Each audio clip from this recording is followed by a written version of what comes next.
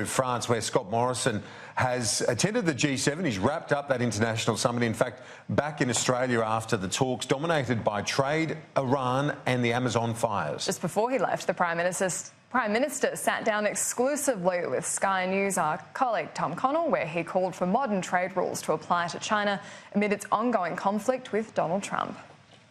After brushing shoulders with world leaders, the Prime Minister wraps up his first ever G7, still grappling global issues, including the US-China trade war, with Australian markets continuously caught in its crosshairs. Despite some claiming Donald Trump is the aggressor of tensions, Scott Morrison says the US president is conscious of its impact on Australia.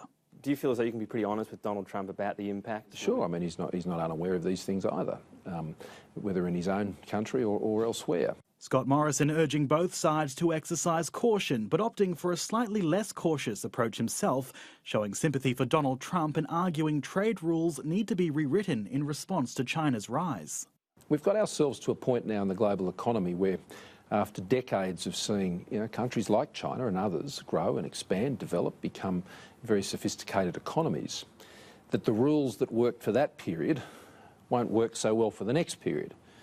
If it's going to be an even playing field. And so it is important this now gets addressed. World leaders are struggling to calm tensions between Iran and the United States after President Trump pulled out of a Barack Obama-led nuclear deal. We want to make sure that we don't end up in the situation where a country like Iran has nuclear weapons. Australia last year reviewed the treaty Trump now rejects and concluded to continue supporting it.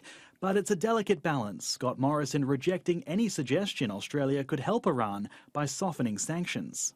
No, we support the sanctions. We maintain the sanctions there. We maintain the sanctions when it comes to North Korea as well. And as much of the international community maintains its condemnation of Brazil's handling of the Amazon fires, the Prime Minister is refusing to add his voice to the chorus of condemnation.